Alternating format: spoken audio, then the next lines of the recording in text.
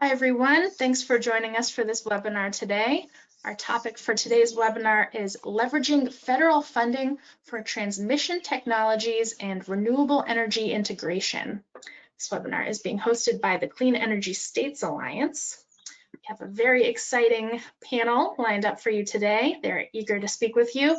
Before I turn it over to them, I'll go over some very quick webinar logistics. You can open and close your webinar console by clicking on the orange arrow that you see circled here. Close it if you'd like to see the presentations full screen. You can open it if you'd like to submit your questions and your comments. We'll be saving about 15 minutes following our presentations for a Q&A with the audience, and we love to get to your questions. We'll get to as many as we can. Type those in when you think of them. A final note, this webinar is being recorded. We'll send you a link to the webinar recording and a PDF of the slides today or tomorrow. And we'll also post those materials on CESA's website. CESA.org/webinars is where you can find those materials. So with that, I'm happy to now pass it over to my colleague, Panelists, and we'll kick off our webinar today and tell you more about what we're covering and who our panelists are. All right, hi, I'm Ben Paulus. I'm a senior researcher with CESA, the Clean Energy States Alliance. CESA is a coalition of organizations working on clean energy, especially state energy agencies. Next slide. You'll have to forgive my cough. I've got a cold going on here. We have members all over the country, from coast to coast, and the territories. Next. We have two major initiatives relevant to this topic going on now. The first is the 100% Clean Energy Collaborative, where we're providing help and a forum for all the 22 states and territories that have 100% clean energy goals, either through law or regulation, executive order, whatever, to go to a zero emission power supply. So we are doing research in support of that. We have a monthly newsletter. We have frequent webinars and events, and a growing number of reports. Next slide. The other project we're running is the IRA and Bill, which sounds like somebody's aunt and uncle. IRA and Bill are the two landmark laws that have created an enormous amount of funding available from the federal government at long last to help states and companies move to a lower emission energy supply. Likewise, we are supporting our members in states and territories and cities with research, information, lots of information about current events in the implementation of IRA and Bill, including a newsletter which you should all sign up for. And that's you can see the website at the bottom to find out where to sign up for that information. Next. Today we're going to talk about the grid. And we have speakers who are expert on the topic. I think we all know on this call that renewable energy is very rapidly growing. The interconnection queue data shows that there's enormous future demand. There's over 2,000 gigawatts of new capacity generation and storage in the interconnection queue across the country, which is more than the current national capacity for generation and storage. So we have the potential to completely rebuild the grid, essentially. The Inflation Reduction Act really accelerates that action. It extends the tax credits for 10 years, among many other programs, some of which we'll hear about today. Also, the trend toward electrification of buildings and transportation is accelerating. There are more electric cars on the streets every day. It's clear that we're going to need a lot more grid to enable this transition to a future cleaner supply. But in the meantime, there's a lot of potential for getting more out of the existing grid. We can improve our governance, our planning and policies. We can have more complete regional power markets across the country. can have better rules for access and cost sharing. We can improve operations through rapid, transparent, flexible, and competitive markets. And we can apply a lot of technologies to improve the function of the grid, like reconductoring existing lines, adding storage in strategic places, more dispatchability up and down, and the topic of today's conversation, grid enhancing technologies, GETs. Before I turn it over to our first presenter, I want to remind the audience that you can enter questions in a Q&A box on your screen somewhere. Type it in there, and I'll be reviewing those questions that come in, and I'll select from them for the Q&A part at the end of the webinar. So first, we're going to turn it over to Mike Razanowski with NYSERDA, the New York State Energy and Research Development Authority, NYSERDA. Mike's a senior project manager in the innovation group at NYSERDA. He has created and developed their electric power transmission and distribution, smart grid research, and New York Prize microgrid programs. So NYSERDA is obviously very deep into this issue of improving the grid. Mike has degrees from Rensselaer Polytechnic Institute and SUNY at Albany. We're going to hear next after that from Joseph Lookup at PPL Corporation and Julia Selker with the Watt Coalition, and I'll introduce them when their time comes. So for starters, let's turn it over to Mike. Thank you, Ben, and thank you, folks. I'll shoot my camera on real quick, like hopefully you can see me. Hi, everyone. So what I'll do is today I'll give you a high-level view from New York State, work that we're doing in grid enhancing technologies. So in 2020, we developed a advanced technologies working group whose initial focus has been to try to figure out how to use new technologies to help us meet our clean energy goals. And with that effort, we prioritized our first tranche of work was around grid enhancing technologies. So what we wanted to do is try to see how much more power we can push down our existing right-of-ways in our existing systems. So next slide, please, Sam. So with that being said, the first one, and if you kind of look at some of these grid enhancing technologies, and we'll talk about them today, there's kind of like two big ones. One is dynamic line rating, and the other one is power flow controls. And then there's also some energy storage, which some people could argue that's power flow controls. If you look at dynamic line rating systems, those are meant to push more power down an existing line when system conditions are right. And if you look at the type of technologies, and we looked at over 20 of them in the manufacturers that are out there now, you can kind of put them in two camps. One is, for a better term, the contact sensor. An example of that is in the Impassadon meter that you see on the bottom picture here. Or there's other ones that might be, for a better term, non-contact sensors, which either are on a camera, LiDAR type of approach, or maybe using weather stations, as you can see in the top. So next slide, please.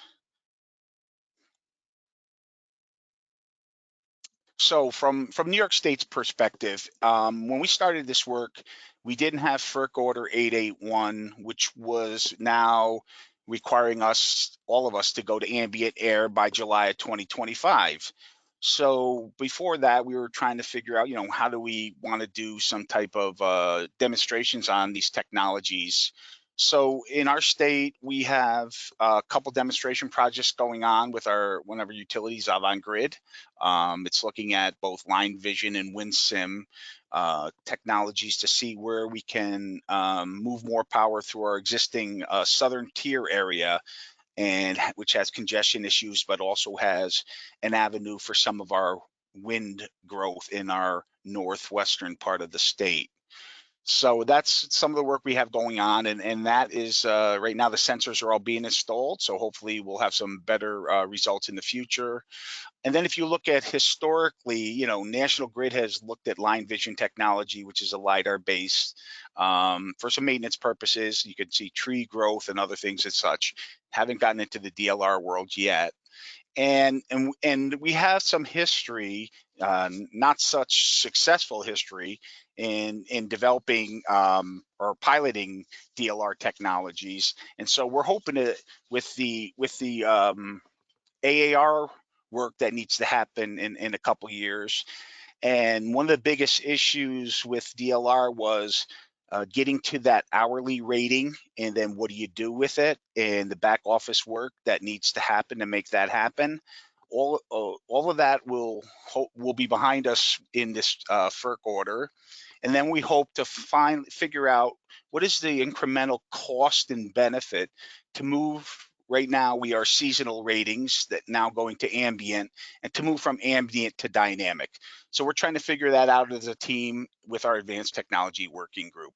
So I'll keep you posted on how that's going to progress. Next slide, please.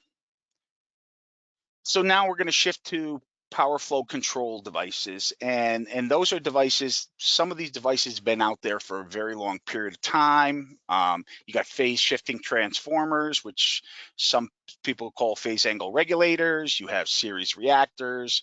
You have a new technology called distributed series compensators, which is what you see with smart wires type of device. Series capacitors, unified power flow controllers, and back-to-back high voltage DC systems. I mean, from phase shifting transformers are a very mature technology, along with the series reactors and the series caps. All of them have been around for a very long period of time. Unified power flow controllers are fairly new to the game, but are still being utilized. And then back-to-back HVDC systems have been implemented in our country a bunch of times. And some people would argue that even energy storage itself can be utilized as a power flow control type of device, where it can charge during a congested time and release its energy when it's not. So next slide, please. So from our state's perspective, for many years, we've had a static VAR compensator operating up in our Marcy substation. NYPA and them controlled it. And here's a picture of it. Phase shifting transformers, we have numerous ones of those in the state operating. A classic one is a Linden generator, which is in the PGM service territory, but feeds power directly into Con Ed. That was part of that project. And right now, from a demonstration R&D perspective, we are working with Smart Wires on a mobile unit for Avangrid, and hopefully we'll be moving that around and solving a problem with them. And right now, our Central Hudson Gas and Electric is installing a permanent Smart Wires system in their Hurley Avenue substation. So we hope to have some good data. That was a successful pilot that had moved on to being deployed. So that's some power flow control demonstrations in New York. Next slide, please.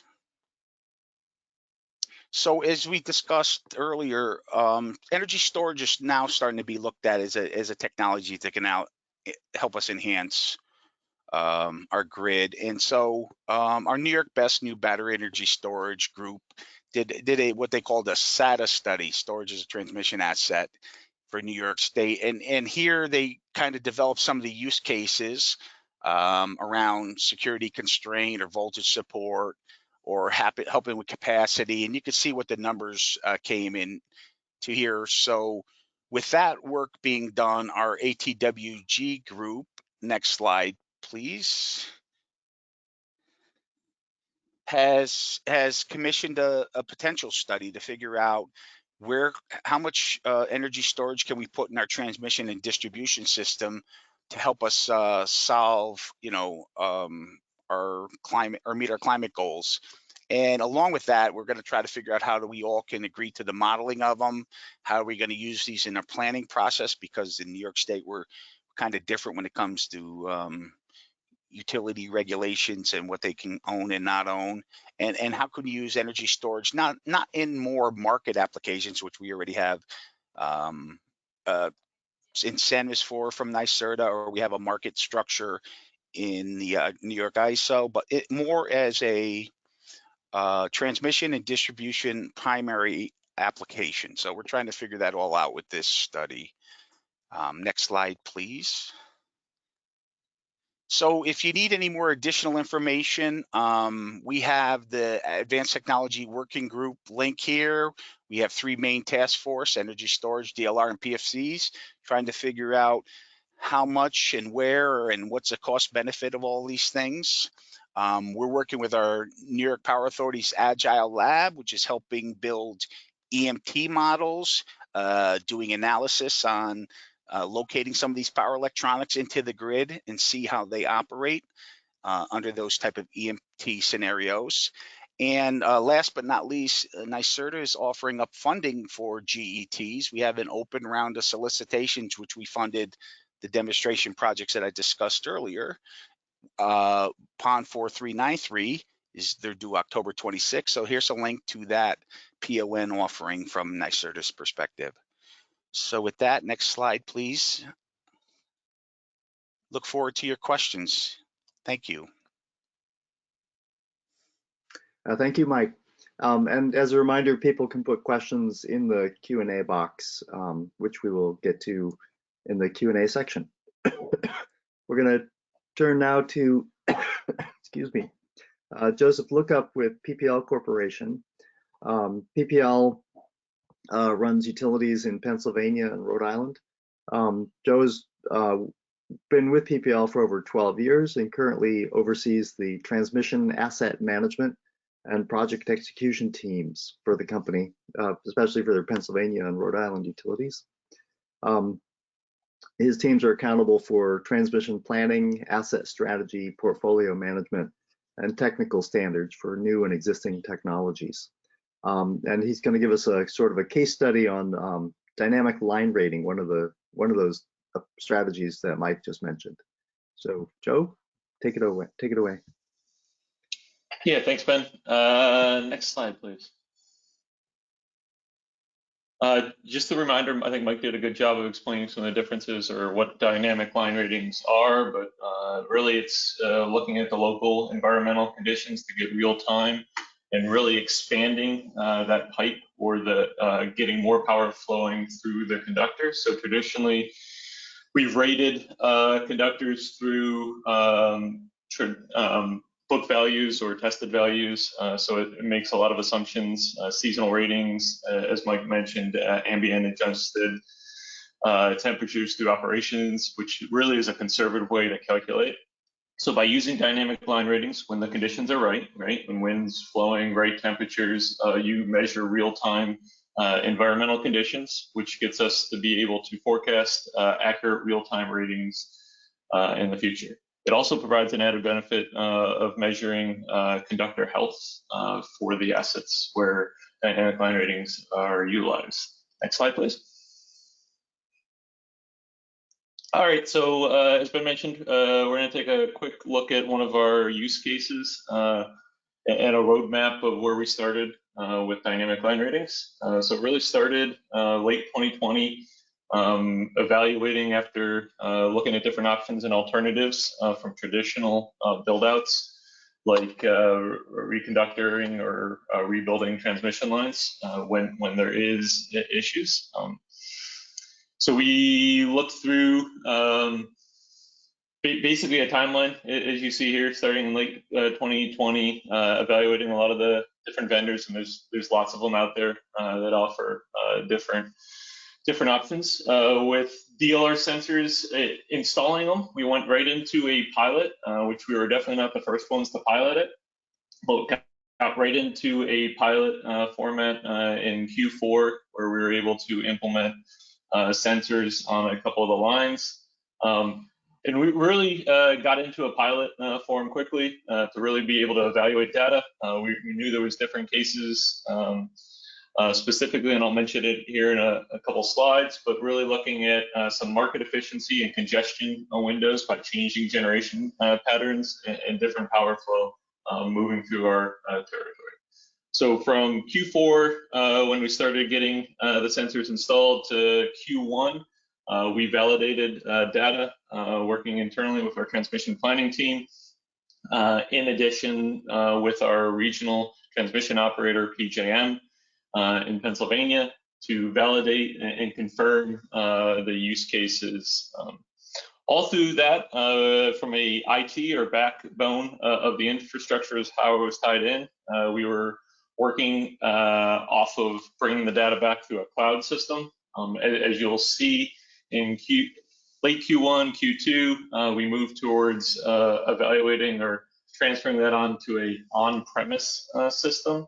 And we really did that as we got into the details on working through, for us, a compliance and making sure that we could really bring in NERC-related BES data back into our systems and be compliant. So we worked from late Q1, as you see on the timeline, to Q3, working through our internal systems and building up the backbone to bring the data and path from the sensors all the way into our internal transmission management system, and then basically building a path to get to the regional transmission operator, again, PJM.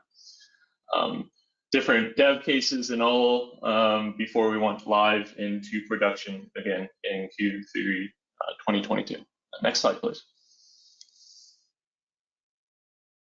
All right, so the first early innovation that I wanted to talk about here was the market study. So this was the planning study of, instead of using traditional methods, like I said, possibly rebuilds, reconductoring, we were looking at GITS, in this case, dynamic line ratings as an alternative. So we identified lines that were potential opportunities, and then submitted different potential projects into the market congestion window. They were later accepted by PJM in Q1 of 2021, where we were successful with implementation of the Cumberland Juniata and the Harwood Susquehanna 230 lines. Next slide, please. From there, we really got into from the planning side, or the transmission, integrating all that data into the ratings and how to make this happen. So typically, when you get a project and you need to go down, have complex designs, complex construction, that's not the case for dynamic line sensors. So typically, the sensors can be installed in 1 to 2 days for a complete line. The complexity really gets on the data flow and bringing all the data back from the sensors into logarithms, computation applications. For us, the system we use is Ampassimon, and then bringing that from the Ampassimon servers into our transmission management system, like I mentioned earlier, and then over to PJM, who is our real-time operations for the day-ahead market window. All this has to be in tune, where we are looking at the real time and then forecasting for the hours ahead, day ahead ratings through the system to be ready for the market. Next slide, please. So in PA, I had mentioned earlier, we have 3 lines that are set up fully in TMS in the real-time market. We went live into the RTO market in October 2022. As you see here, we have real-time, real results for these 230 lines that are integrated in. The graph on the right shows the added capacity with DLR in the green lines versus the ambient adjusted traditional static ratings that have been used for time and time. So since we went live in October 2022, we are seeing an average increase, as you see on the slides, for the normal and the emergency ratings. And by doing this, it really has hit home with the customers. By saving them costs for congestion generation costs that we were able to avoid by making a bigger pipe for the power to flow through. Next slide, please. Like I've mentioned, really 3 big innovations here. One was using the non-wired solution in the market efficiency window and successfully being the winning project. 2, integrating dynamic line ratings into our real-time transmission management system. We piloted DLR for years in different cases. Lots of utilities have, but really bringing it into the real-time operations to give the operators different paths and different power flow options as required, whether that's because of equipment out of service, different new generation paths, really giving options to have the most reliable automated grid. And then finally bringing it into the real-time energy market that provides least cost options for generation when the conditions are right to have added capacity on those lines.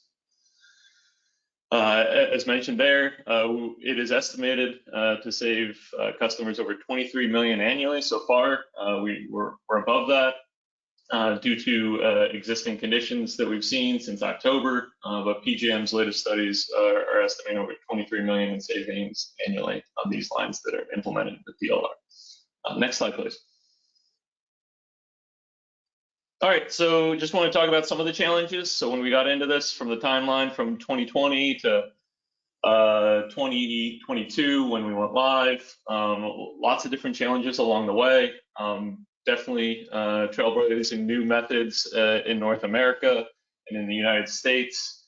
When we started working on technologies, traditional things that utilities and engineers solve is looking at all the technical challenges along the way. But we definitely had to stay focused on all the standards to be compliant and make sure we provide a safe, reliable grid. Ratings management, ratings methodologies, looking at different contingencies based off of losing access to dynamic ratings and what is the failure mode and how we would operate that safely and again reliably, working with our RTO. Looking at all the different components outside of the conductor, which in a lot of cases are the limiting component on a transmission system, and making sure all that data is documented and controlled and good access for our ratings database. Different coordination and stakeholders working through the regional transmission operators for those utilities, members of part of RTOs, making sure all the communication paths, IT, all the different challenges of doing that and making sure that path and opportunities for dynamic being available 24/7 and reliable, just like the rest of our grid. Confirming and validating the ratings across the way. Definitely new methodologies benchmarked with different organizations and utilities throughout the industry, and trying to come up with new and ratings that are ready for 881, as mentioned earlier, long-term forecasting, and really just being ready for dynamic line ratings and capacity. And then just long-term considerations to the grid as we add more lines in the future. Any positives, negatives, just looking at our planning criteria and making sure that we have it properly prepared and resilient for any future comings. Next slide, please. All right, with that, thanks, and looking forward to any comments and questions. All right, thank you, Joe. We're going to conclude with the third presentation. Julia Selker with the Watt Coalition is going to be talking to us about some of the federal funding opportunities that I mentioned earlier, created by Ira and Bill.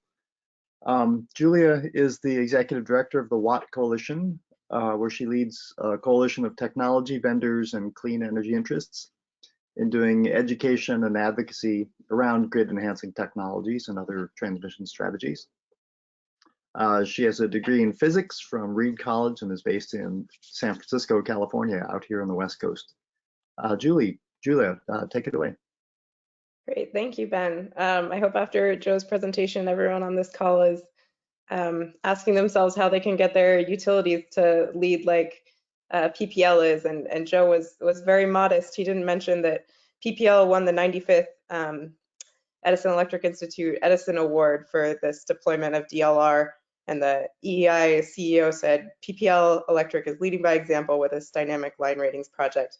By demonstrating the accuracy and effectiveness of this innovative technology, other energy grid operators now are able to evaluate how the solution might advance their systems. So luckily, there's federal funding to help states and utilities make the investment in incorporating these technologies that have been in common practice around the world for almost 2 decades now. And it's well past time that they become part of the toolbox in the United States. And PPL is the first to have an operational deployment of DLR. So it's really time to get started. Samantha, I'm not able to advance my slides. Okay, maybe I am. All right, here we are. So this is the WA Coalition. We started in 2017 with the commercialized vendors of dynamic line ratings, advanced power flow control, and topology optimization software to help address the valley of death for these technologies. How do they go from all these successful pilots, which you can find a non-exhaustive list on the WA Coalition website, but they've been piloted in dozens of states, to common practice, to part of the toolbox. So we're also joined by clean energy interests, developers, finance, transmission owners, who are seeing transmission constraints become more and more expensive obstacles to clean energy deployment. And as states with clean energy goals, I'm sure you're seeing the same. So our key study that we've done as the WA Coalition with the Brattle Group showed that GETS can double capacity for new renewable energy and reduce congestion costs, which were $20 billion nationwide in 2022. And that's because dynamic line ratings can increase transmission capacity on lines by 20+% on average. Power flow control in the UK unlocked 1.5 gigawatts of new capacity and avoided almost $500 million in traditional investment and other costs. And topology optimization can find increased capacity of 40% on the existing wires. So these are big changes from small investments. But like I said, the Infrastructure Investment and Jobs Act, also known as BILL, helps states deploy these technologies with federal support. All right, let's see if the slides are going to move. There we go. So these are the programs that we look at when we think about where GETS can be applied. So this is a total of $14 billion, not small change. But let's go through them. So the preventing outages and enhancing the resilience of the electric grid grants. There are matching grants for industry that are competitive, and there are state and tribal formula grants, which are not competitive. There's a specific amount of money that states can apply for. There are smart grid investment grants. Again, they are competitive, and those apply to deployments of technology that have various values, but one of them is increasing the transmission capacity. The Grid Innovation Program is another similar program.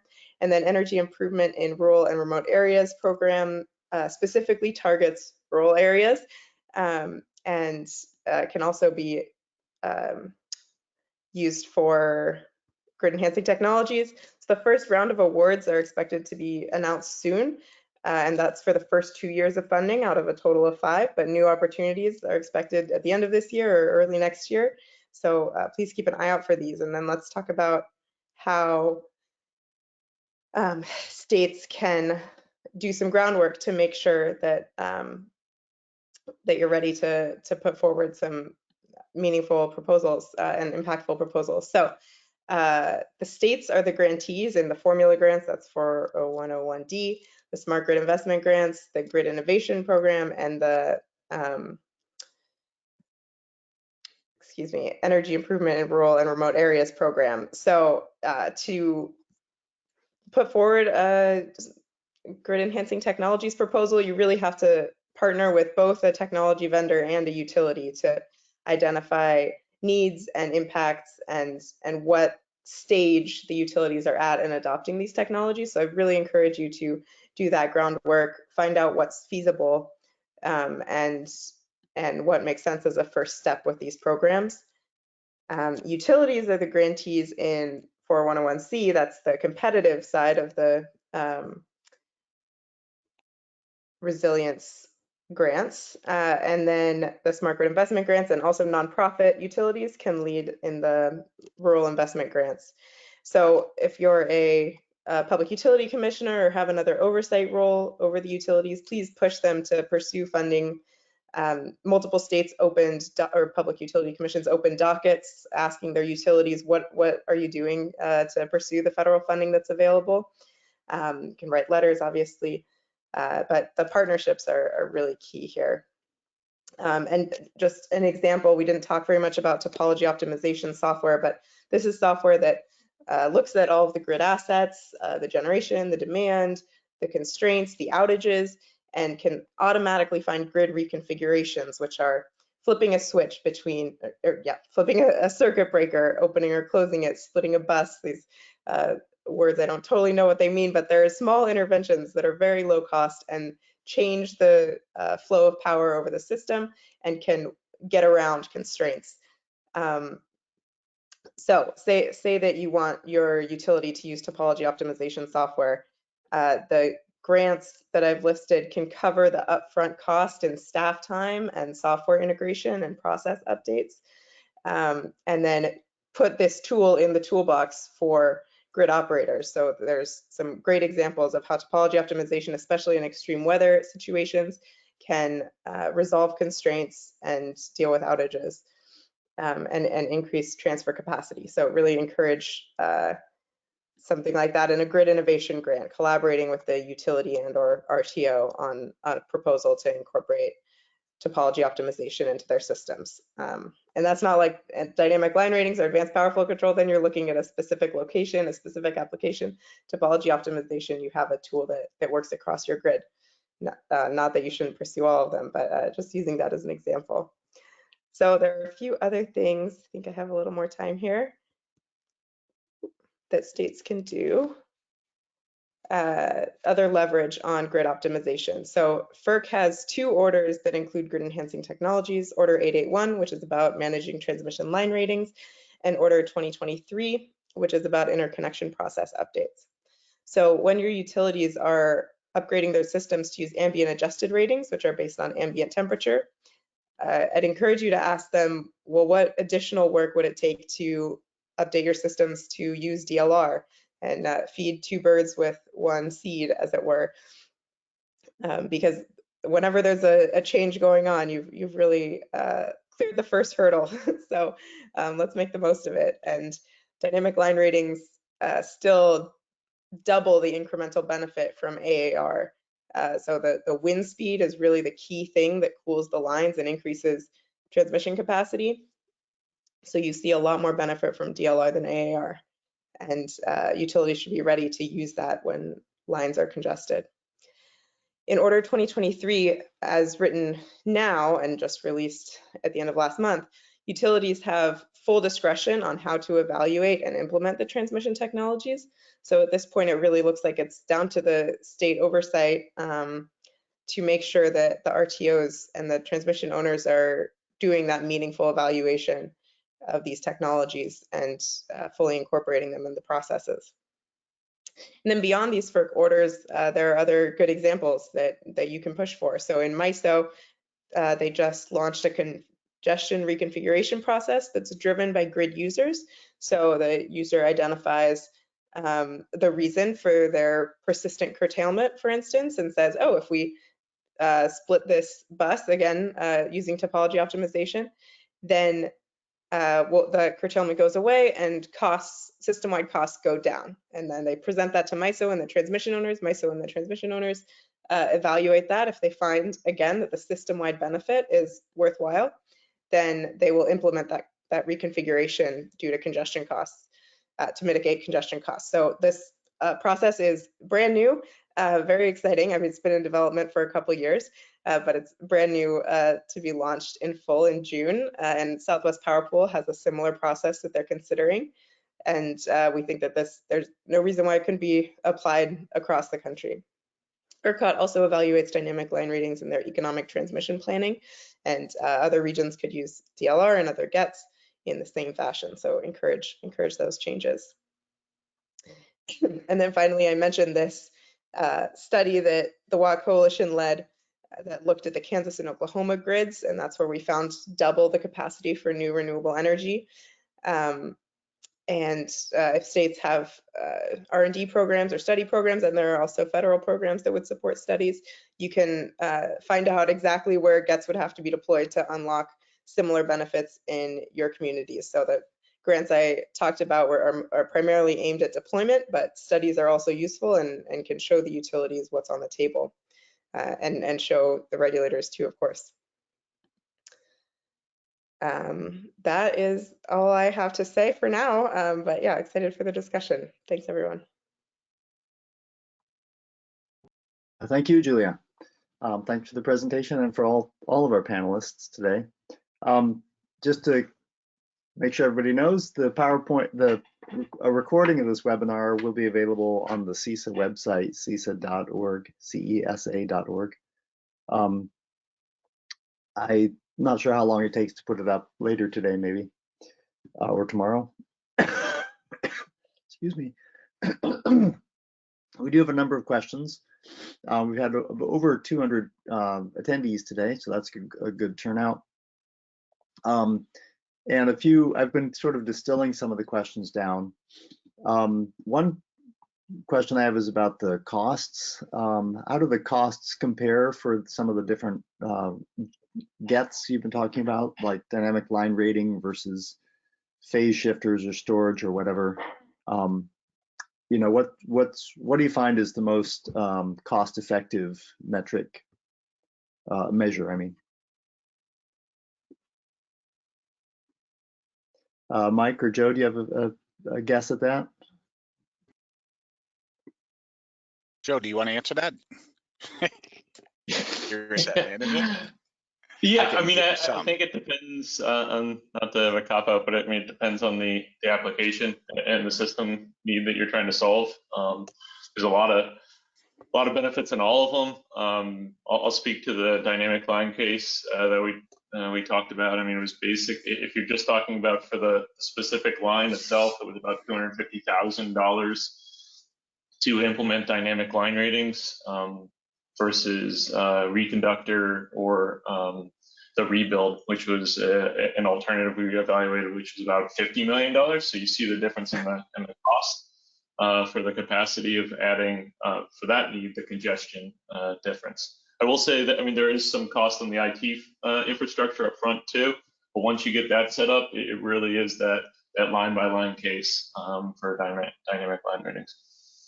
Yeah, and to answer the question for us in New York, yes, that's why we have our teams together, is to figure out what is the BCAs for these type of technologies, and you know what are they going against, and how can they be part of our grid planning process. But as Ed know, Central Hudson went through this effort to justify their smart wire device out there in Hurley Avenue. I think it's around a 30 megavar system, 345 kV. But they did this against other traditional solutions, and this was the economic winner for them. And that is now a deployable technology out there. I think it should be operational by the end of this year. So there's an example, but that's exactly what we're trying to do in our technology working group, is figure out how the planners can utilize these numbers to help them get the answers that they need when the time comes to upgrade a system. Yeah, I'll just quickly echo those points. It's deployment by deployment in terms of cost, but as a general rule, we think of it as maybe a 20th of the cost of a traditional transmission upgrade when you think about using GETs instead. And there are a lot of ways to think about the payback period. So different studies have used either congestion cost savings. Obviously, if you look at the PPL example, the payback period is very fast if you're saving $23 million with a $250,000 investment, $23 million a year. But often we're seeing payback around 6 months to 2 years. And another way to measure is avoided renewable curtailment, similar. But in general, again, costs greatly lower than benefits. Mm-hmm. Wow. So it sounds like it should be a very popular product. On a related note, one person pointed out that you might get, well, they said you get a 15 to 30% increase in line capacity with some of these GETs, or maybe dynamic line rating, whereas reconductoring with advanced conductors can maybe double the capacity.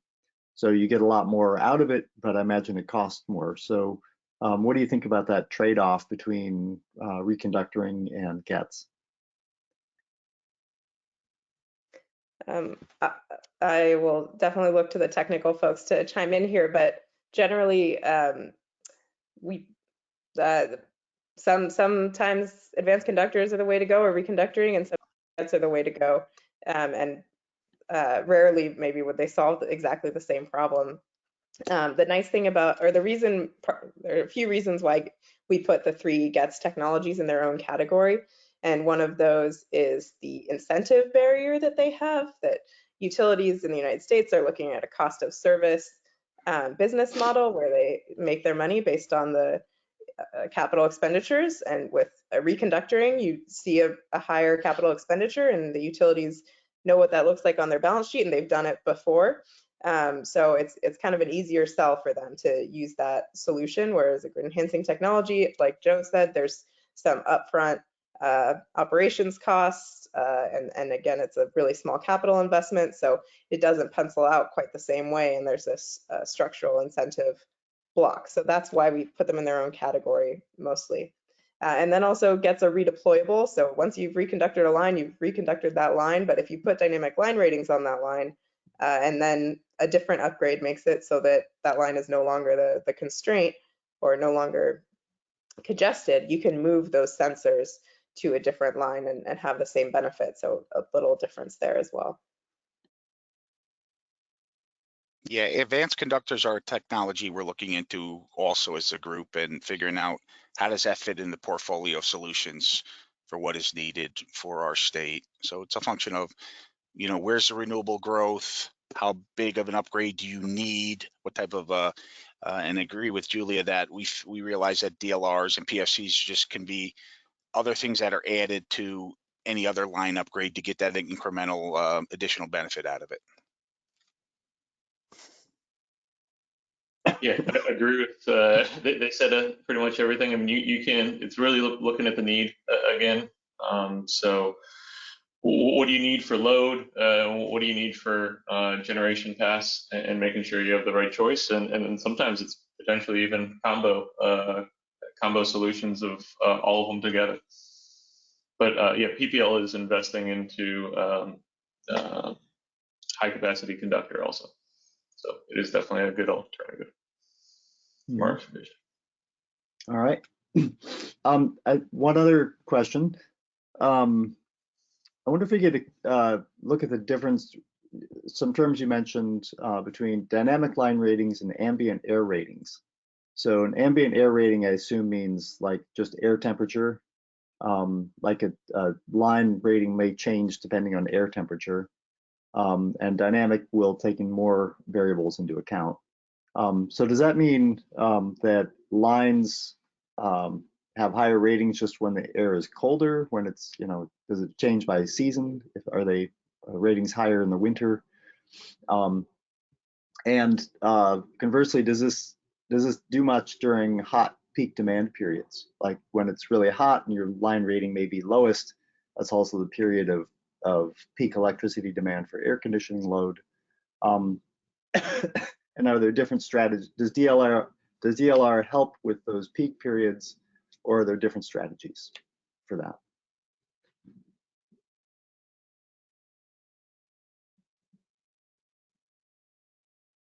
So maybe first just clarify the difference between AAR and DLR and see if I have that right. I'm happy to jump in. So dynamic line ratings let's see. Sometimes people say dynamic line ratings and they mean ambient adjusted ratings, but so they're not super well defined terms. But in my mind, ambient adjusted ratings are based on temperature only, and they're usually hourly, whereas dynamic line ratings are generally at 15-minute intervals or faster intervals. So that's the primary difference, is that dynamic line ratings include wind speed. They can include how sunny it is, other factors like that, or they can be looking at the line itself and saying, oh, the line is sagging. The line is moving in the air. There are these other factors that change the carrying capacity of the line.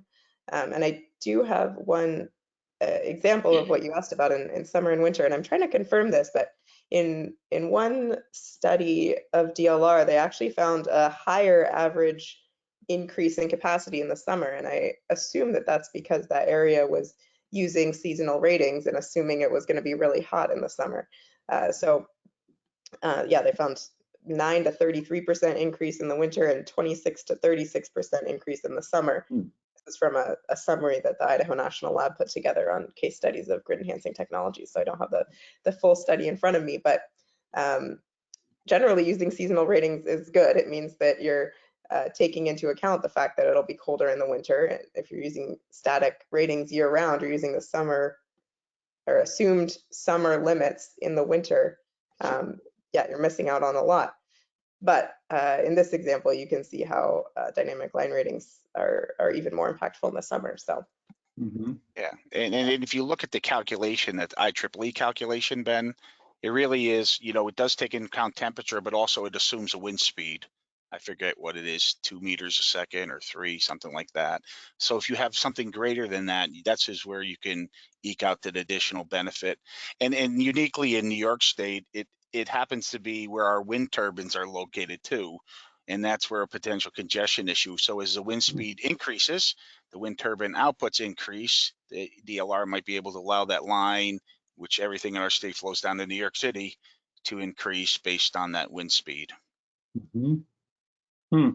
So it's really all about the difference between the assumed capacity and the actual capacity at that moment. That's Correct. the whole game That's all here. that engineering calculation under that IEEE line rating. And we actually do have a working group in the state around the AAR effort to figure out, because all our utilities do it a little bit different, assume a little bit different for their lines, because they're responsible for them, to get that more standardized, and then to figure out what inputs into that formula you're allowed to vary and use that to increase the rating of the line. Yeah. All right. One other a different line of thought here. So all these new sensors that you're putting on the lines here that create much greater awareness of the local situation there with the line. One question was, can these technologies also help serve as an early warning or detection for conditions that that create a high fire risk?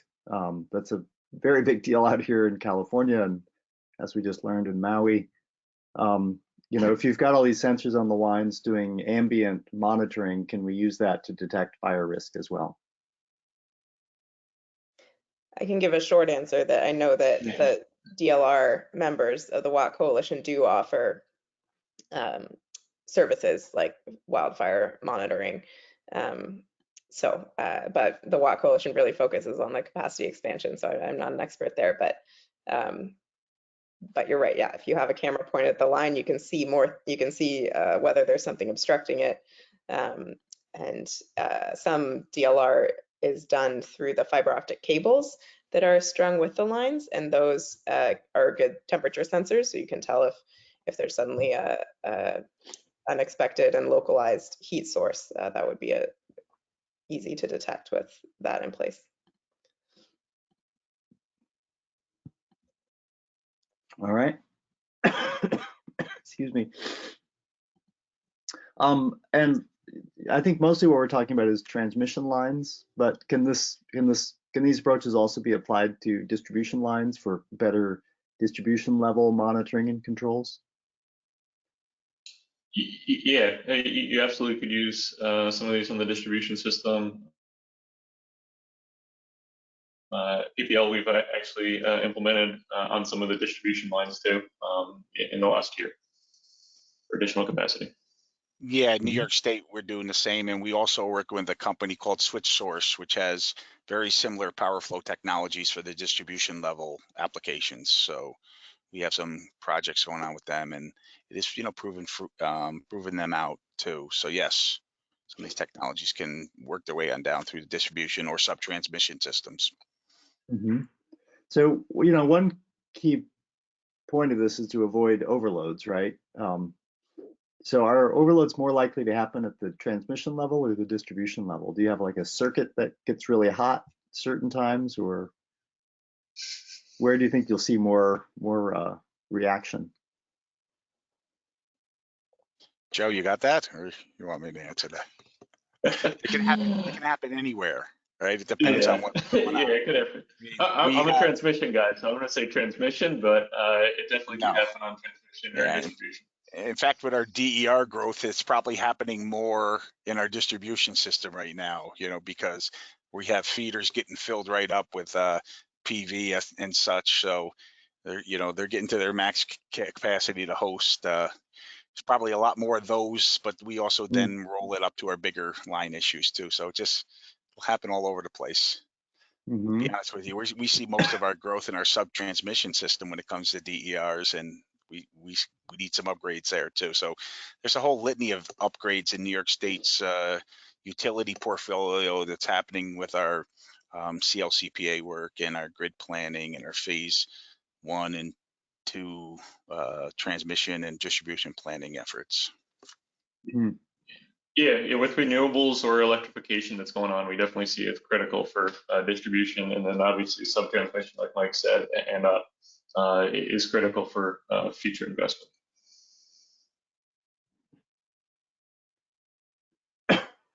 Yeah, I just count the solar panels and electric cars on my block, and there's a new one every year or so.